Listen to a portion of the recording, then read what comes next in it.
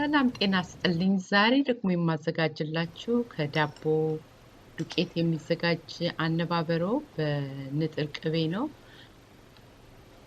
መጀመሪያ አንድ ብርጭቆ ውሃ ከግማሽ የሻይ ማንኪያ ደረቅ እርሾና ግማሽ የሻይ ማንኪያ ቤኪንግ ፓውደር ጋር ቀላቅለዋለሁ። ሌላው የምጨምረው ግማሽ የሻይ ማንኪያ የእንስላል ዱቄት ፈነርሲድ ፓውደር ይሉታል በእንግሊዘኛ፣ ግማሽ የሻይ ማንኪያ የጥቁር አዝሙድ፣ ግማሽ የሻይ ማንኪያ አብሽ ናቸው። ሁሉንም አንድ ላይ ጨምራለሁ። አሁን 2 ብርጭቆ ኦርጋኒክ የዳቦ ዱቄት ነው የምጨምረው። አንድ ላይ በደንብ አዋህደውና እንደገና ሌላ 1 ብርጭቆ ውሃ በላዩ ላይ ጨምራለሁ። 2 ብርጭቆ መጀመሪያ ላይ አድርገን ውሃውን አንድ ላይ ማሸት እንችላለን፣ ግን እንደዚህ ሲሆን በደንብ እንዲታሽ ነው። አሁን የጨመርኩት ደግሞ ግማሽ የሻይ ማንኪያ ጨው ጨምሬ በደንብ አዋህደዋለሁ። አንዴ እንደዚህ በደንብ ከተዋሃደ በኋላ ሸፍኜ ሞቅ ያለ ቦታ ነው ማስቀምጠው። ይህንን ለማዘጋጀት የተጠቀምኩት ለብ ያለ ውሃ ነው። ቀዝቃዛ ውሃ አልተጠቀምኩም። ለብ ያለ ውሃ መጠቀም እንደዚህ ቶሎ እንዲቦካልን ይረዳል። እንደ አካባቢያችን በተለይ ቀዝቃዛ ቦታ ከሆነ ከ1 ሰዓት እስከ 2 ሰዓት ከዛም በላይ ሊወስድ ይችላል፣ ግን እርግጠኛ መሆን አለብን እንደዚህ መብኳቱን። አሁን በመጥበሻ ላይ ነው መጋገረው፣ በእንጀራ መጋገሪያ ላይ አልጋግረውም። በእንጀራ መጋገሪያ ላይ የማልጋግረው የቅቤው ወደ ታች ሲወርድ ምጣዳችንን እንዳያበላሽብን ነው። አሁን ቆንጆ ሆኖ እየወጣ ነው። የሚቀጥለውን ሁለተኛውን ደግሞ እጋግራለሁኝ እንደዚሁ እና ከድኜ መብሰሉን ማረጋገጥ አለብኝ። ይሄኛው አሁን የምጋግረው የመጨረሻው ነው።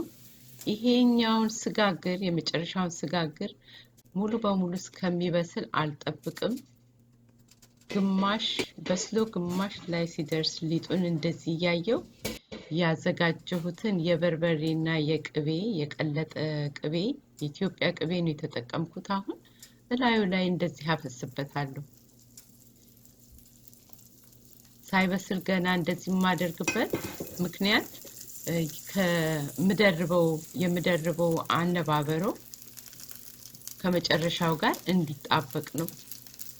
አሁን የመካከለኛው አነባበሮ በደንብ ስለበሰለ በላዩ ላይ ትንሽ ያስቀረውትን ሊጥ ጠብ አረግበታለሁ። ይሄ መጨረሻ ላይ በደንብ ነው የሚበስለው፣ እንዲያጣብቀው ነው። አሁን ሶስተኛ ከመጨመረው አነባበሮ ጋር እንዲያጣብቀው ይረዳናል። አሁን ሁለተኛው አነባበሮ ላይ በርበሬና ቅቤውን የተቀላቀለውን እንደዚህ አፈስበትና የመጨረሻውን አነባበሮ ከላይ አደርጋለሁ። እንደምታዩት ልስልስ ያለ አነባበሮ ነው ዛሬ መጋገረው። እንደሚበስል እንግዲህ እንደምታዩ መሃሉ ላይ ቅቤው ሲንተከተክ ታዩታላችሁ። ያ ያሳየኛል ውስጡ በደንብ የበሰለ እንደሆነ። የመጨረሻውን ቅቤና በርበሬ ካደረኩ በኋላ ከድኜ አበስለዋለሁ። እሳቱን ግን እቀንሰዋለሁ ከታቹ እንዳይቃጠልብን። የስቶቭን ሙቀት የምናደርገው ሎው ወይም ሚዲየም ላይ ነው። እንደዚህ እንደለሰለሰ ይወጣልናል ማለት ነው። አሁን ይችን ቁርጥ አድርግና ለቡና ቁርስ እንግዳም ቢመጣብን ይችን ቆራርጠን ማቅረብ እንችላለን። በጣም ይጣፍጣል። በጣም ቆንጆ ነው። ሰርታችሁ እንደምትመገቡ ተስፋ አደርጋለሁኝ።